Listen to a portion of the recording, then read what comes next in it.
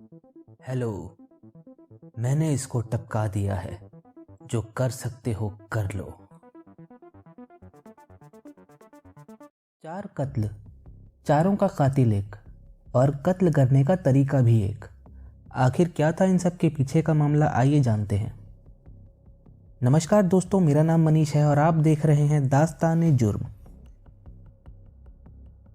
20 अप्रैल 2016 को राजकोट में शहर से कुछ दूर रेलवे स्टेशन के पास पुलिस को सागर की लाश बरामद होती है, जिसका सर पत्थर से बुरी तरह कुचला हुआ था।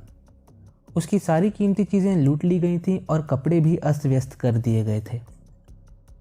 पुलिस को छानबीन में पता चलता है कि कत्ल के बाद खूनी ने सागर के ही फ़ोन से सागर के घर वालों को फ़ोन किया था, और जब सागर के घर वाले फ़ोन उठाते हैं तो दूसरी तरफ से आवाज़ आती है कि मैंने इसको टपका दिया है, जो कर सकते हो कर लो।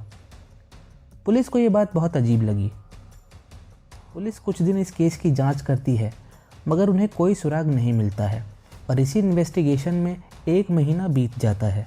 और इस कत्ल के 1 महीने बाद 23 मई 2016 को राजकोट में प्रवीण नाम के एक शख्स की बिल्कुल उसी हालत में सड़क के किनारे लाश मिलती है। उसका सर भी बुरी तरह से कुचला हुआ था, सारा कीमती सामान लूट लिया गया था और उसके कुछ कपड़े भी उतारे गए थे।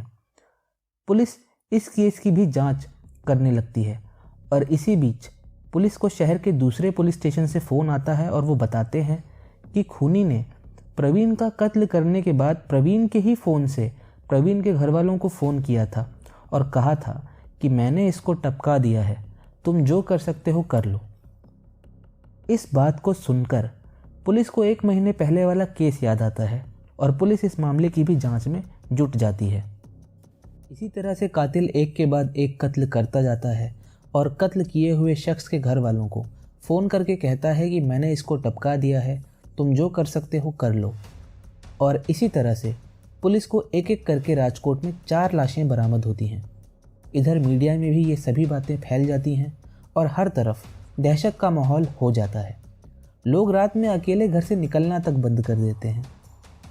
दूसरी तरफ पुलिस के ऊपर इस सीरियल किलर को पकड़ने का प्रेशर और बढ़ जाता है, क्योंकि इन चारों लोगों को एक ही तरीके से मारा गया था। तो पुलिस को लगा कि शायद ये लोग आपस में एक दूसरे को जानते हों और इन्हें मारने वाला इन्हीं का कोई कॉमन रिश्तेदार या दोस्त हो।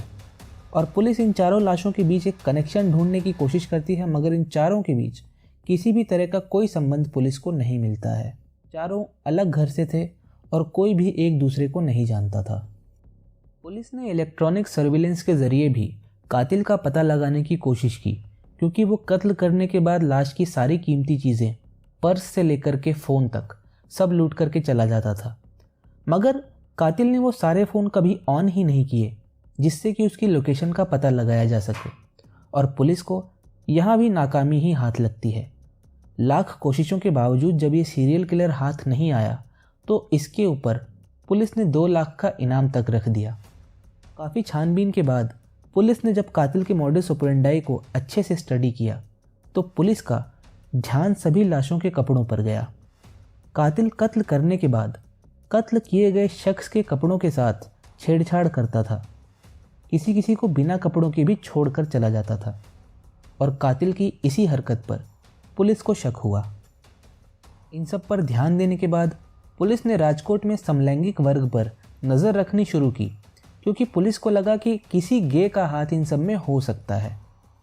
अभी पुलिस जांच कर ही रही थी कि इसी दौरान कातिल एक और शख्स को मारने की कोशिश करता है, मगर किस्मत से वो आदमी बच जाता है और कातिल का थोड़ा बहुत चेहरा उसकी आंखों में कैद हो जाता है।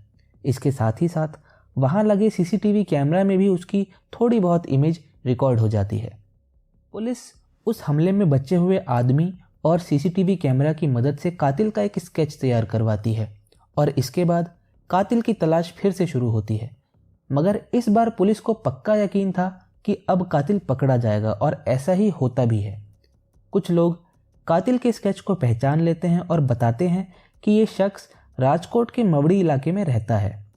पुलिस इसके बारे में और जानकारी निकालती है तो पता चलता है कि ये लड़का समलैंगिक है, और इसके समलैंगिक यानी कि गे होने की वजह से इसके घर वालों को बहुत ही शर्मिंदगी झेलनी पड़ती थी, तो इसके घर वालों ने इसे घर से बाहर निकाल दिया और अब ये अपने घर नहीं रहता है।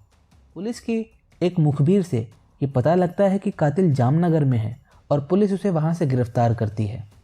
गिरफ्तारी के बाद पूछताछ के दौरान जब कातिल से पूछा गया कि उसने इतने सारे कत्ल क्यों किए, तो वो बताता है कि उसके समलैंगिक होने की वजह से उसके घर वालों ने उसे घर से बाहर निकाल दिया था। इसी बात का गुस्सा उसके मन में था और इसी बात का बदला लेने के लिए उसने वो सारे कत्ल किए। उसे पूरा यकीन था कि पुलिस उसे नहीं पकड़ पाएगी, क्योंकि रात के वक्त वो कत्ल को अंजाम देने के बाद वापस राजकोट से 95 किलोमीटर दूर जामनगर चला जाता था, ताकि पुलिस राजकोट में खूनी को ढूंढती रहे और किसी को शक ना हो कि खूनी इतनी दूर जामनगर में है।